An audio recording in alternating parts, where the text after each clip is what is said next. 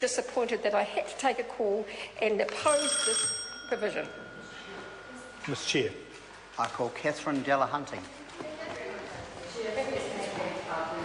Part 3 of this very interesting bill, and Part 3, Clause 21 is what I want to address myself to, and I certainly do support the SOP from Jacinda Ardern on this one, because the Green Party opposes the dissolution of these Te Wakatoi and the Pacific Board. And we thought about this quite deeply, because there is an argument to be made that everyone is better off to sit at the table. You know, that is the argument that was made, that it's actually high time, and particularly for Māori, the argument was made that Māori art is strongly enough recognised in this country at this time that the best representation, the most effective way to be represented, rather than through Te Wakatoi, was to sit at the table with the other members of the Arts Council.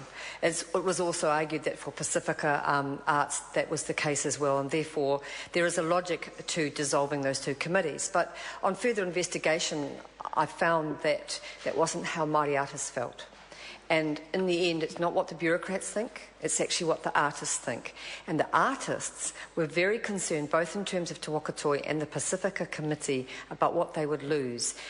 It's a very interesting idea, because it's based on the assumption that if everybody's in at the table, that somehow the table will be equitable, and that having a voice at the table is better in terms of the result, and in terms of access to resources and recognition of your culture's artistic contribution, than having your own group with which you can identify, support the specific artist and lobby. And we were open to the argument, but that's not what we heard from the artists who we discussed this with. They said that they valued Te Wakatoi, and although the assumption is that tangata whenua are widely recognised in every forum and that they were going to be equally well recognised on the main Arts Council, that is not what those artists felt was in their best interest.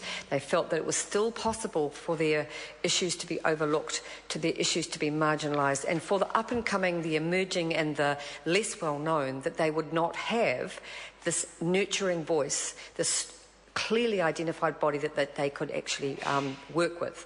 So I'm thinking about young artists who are now making a success of themselves, but have really benefited from having a strong Māori arts focus in this country. And I'm very proud of a young man from my area, Hauraki Coromandel, who just won the Bruce Mason Emerging Playwrights Award, young Jamie McCaskill. Now, Jamie was in my youth group when I was a youth worker, and now he's just won the Bruce Mason, and we are all incredibly proud of Jamie. But Jamie writes about things like domestic violence. He writes about things like Māori in prison, and it's not easy to be writing about these radical themes in this country unless you've got an Arts Council that has a very strong understanding of a very specific Māori voice that needs to be heard. And so we're not yet convinced that there will automatically be that nurturing if the Māori representation is through Te Wakatoi is dissolved and it all becomes part of the one Arts Council. Even more so with Pacifica, because I think it was one of the previous speakers from the Labour Party pointed out that there's no such thing as the Pacifica voice. That there is, for a start, there is Micronesia, Melanesia, Polynesia, and then within that there are a number of nations represented in our country now with large communities or smaller communities who are not prepared to be lumped in as just the Pacific, and rightly so.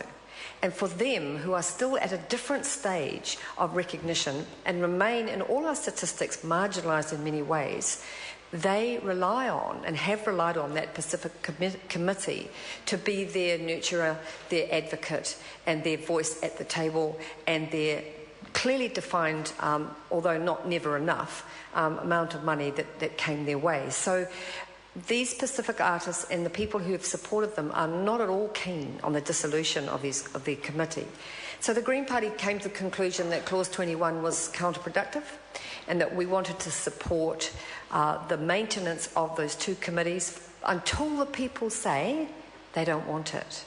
When the people say, when the artists say, not when the arts administrators or the arts bureaucrats or the arts experts or the art buyers or the politicians say, but when the artists say, we feel we are best served by sitting at that table without separate committees, then we will change our mind about this and we will support that approach. But until that time, Mr. Chair, we will continue to support the idea of these discrete entities.